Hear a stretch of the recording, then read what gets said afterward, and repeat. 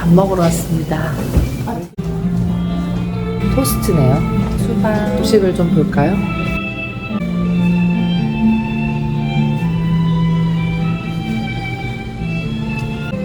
여기 만두도 있네요. 자, 여기는 이렇게 비는 이렇게 그쳤어요. 날은 어두운데 제발 비는 오지 말았으면 좋겠습니다. 방에는 창문이 없어서 좀 답답한데, 방에 냄새가 났다고 하는 거는 저희가 어제 저녁에 온천도 하고 그랬잖아요. 그래서 보니까 그 유황 냄새가 객실에 배어있는 것 같다. 왜냐면 창문이 없어서 환기가 잘 안 되다 보니까 에어컨을 계속 틀어놓고 있기는 한데, 이게 이제 유황 냄새였다. 나중에 익숙해져서 알게 됐어요. 저희는 온천 때문에 온 거기 때문에 어제 온천이 너무 만족스러웠거든요. 나의 아침 식사. 여기 그냥 밀크티 먹어보겠습니다. 지금 이제 호텔을 나섰어요. 여기서 고궁 박물관을 갈 거예요. 한국에서 예매를 했고요. 관람하고 타이베이로 넘어가려고 해요. 비 안 그쳤으면은 또 막 신경질 내고 다녔을 텐데.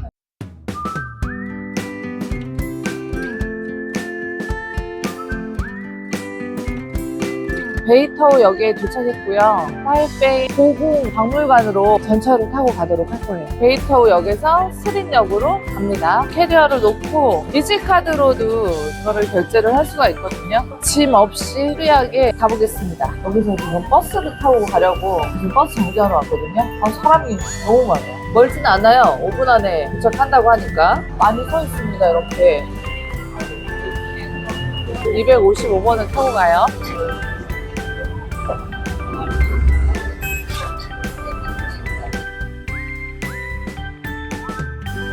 내렸습니다. 일요일이라서 여기 놀러 온 사람들이 많거든요. 저기 앞이 고궁입니다. 저리로 올라갈 거예요. 해가 날 듯 안 나고 있습니다. 바람이 많이 부니까, 바람이 안 불면 괜찮은데 바람 불면 추워요. 꽤 쌀쌀해요. 옷을 청카바 정도 얇게 입고 와가지고 미스테이크입니다. 추운 건 너무 싫은데. 비 안 오는 것만으로도 감사하며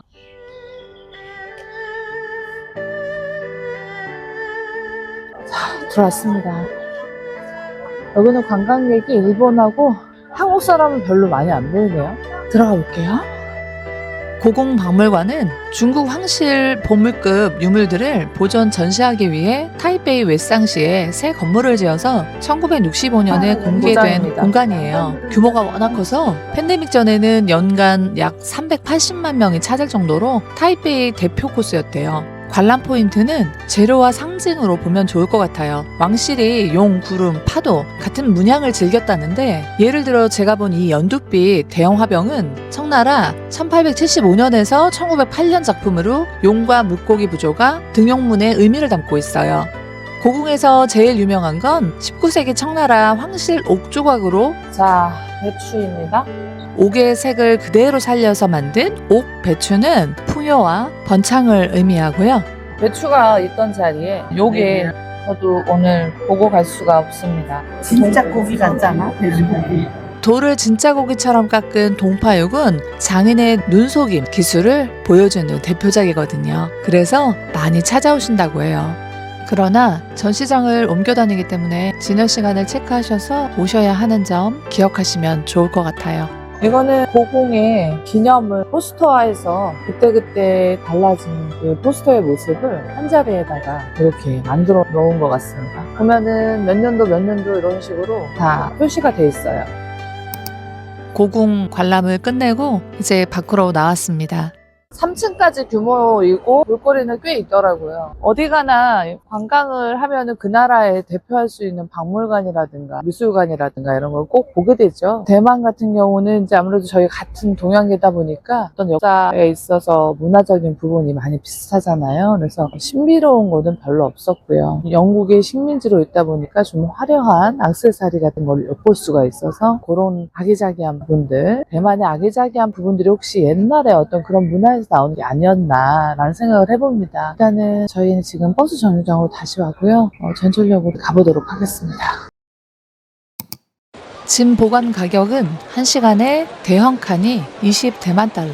짐 넣을 때 1차 계산하고 찾을 때 추가 요금을 계산하는데요. 추가 요금도 20대만 달러가 나와서 한 칸에 총 40대만 달러가 나왔습니다. 이제 숙소로 가서 체크인을 해보도록 할게요.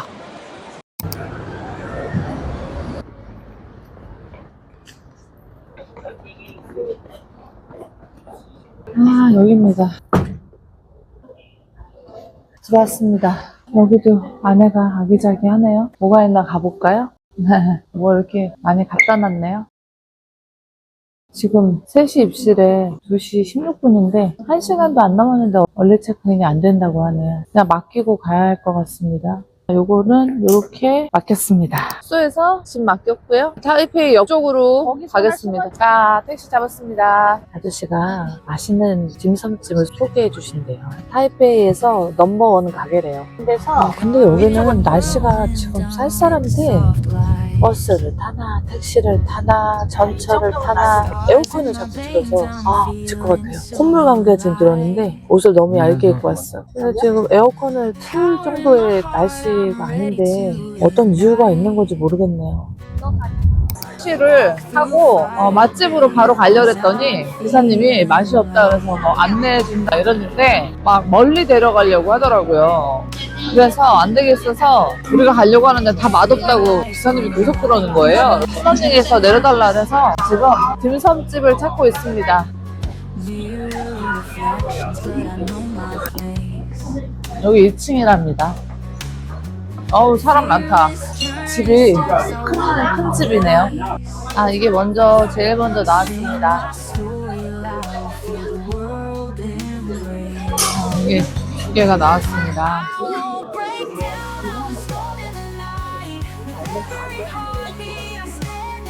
입니다. 마지막으로 만두가 나왔습니다. 색깔이 예뻐서 시켰어요. 완전 예쁘다.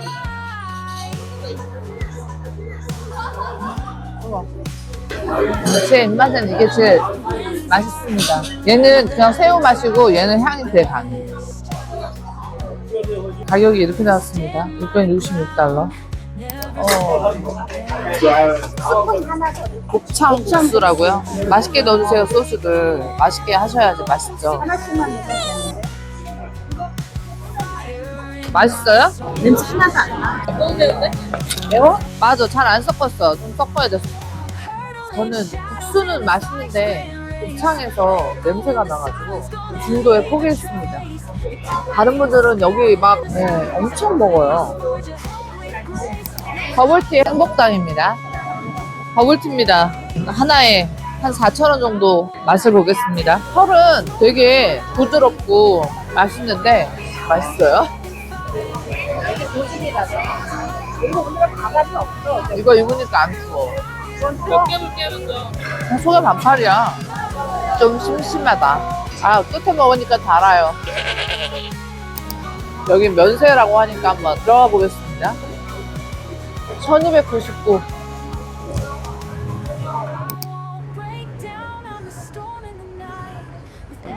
썸메리로 갑니다.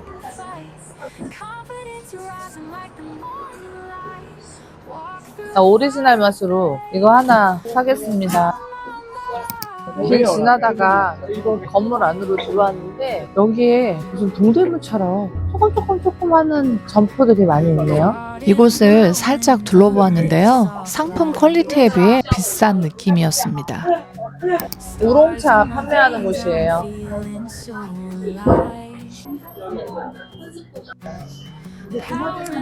150g에 400달러. 이 정도 우려서 먹고 5번까지 우려 먹을 수 있다고 합니다. 한 개만 사가 보려고요. 쉐쉐. 여기서 크레카를 하나 샀어요. 이거 하나만 샀어요. 누가 크레카 딴 데서 맛있는 거를 사려고요. 여기는 별로 유명한 집이 아니라고 해서. 누가 크레카 집 중에서 한 3-4번째로 맛있다고 하네요. 그래서 하나 사봤습니다. 추워서 이거 털옷 하나 샀습니다. 내일 1일 투어 가는 게 있어가지고 이대로는 못 버틸 것 같아서 대충 아무거나 샀습니다. 호감기에 걸려서 약국을 들어가 볼게요. 먹을 만한 양이 있을까? 호감기에. 28시간 안에 넣는다는 건가? 호감계약으로 감계약을 사가지고 나가고 있습니다. 여기는 서문 홍루라는 곳에 왔어요. 원래는 1908년에 지어진 공영시장이었대요. 지금은 분위기가 완전 바뀌어서 전시도 하고 공연도 하고 기념품, 소품 구경하기 좋은 볼게요. 문화공간이라고 합니다. 서문 홍루에 들어오니까 커피숍도 여긴 일반 있어요? 쇼핑몰이 아니라 아이들이 좋아할 만한 게 유독 많았어요. 이유를 알아보니까 로컬 디자이너들이 모이는 창의 마켓이라서 스티커, 키링, 인형 같은 작은 귀여운 선물템이 많이 나온대요. 어쩐지 제가 사고 싶은 건 없더라고요. 주말에는 가족, 아이, 타키 체험, 마켓도 자주 열어서 자연스럽게 아이들 반응 좋은 상품이 늘어나게 됐대요. 어린아이와 여행하시는 분들은 이 점 고려해서 오시는 걸 추천드립니다. 아유 예뻐라. 이거 애기들 사다 주면 되게 좋아하겠다. 이렇게 많이 여기 즐비하게 파네요. 이렇게 우리나라도 이런 건 많이 볼 수 있는데 노점으로 여기 뭐 소품이나 그런 거를 구매하러 온다고 하네요. 여기 한번 둘러보려고 해요. 밖에 상점은 소개할 만한 물건은 별로 없었어요. 까르푸 갔다가 지금 택시 타고 시몬딩으로 다시 왔어요. 여기서 여기 화거집으로 저녁을 먹으러 왔습니다.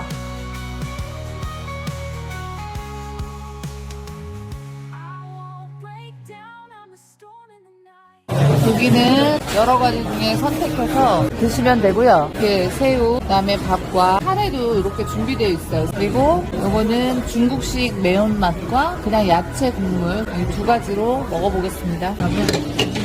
카레 맛집이에요. 근데 카레가 싸네.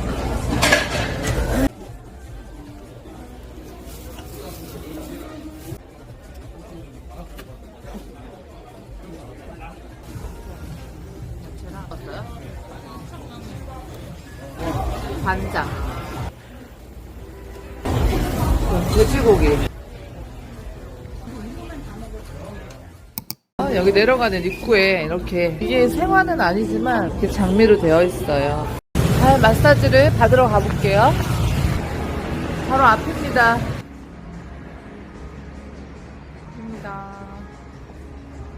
오케이. 499. 오케이, 내려가세요. 바지를 갈아입으래요.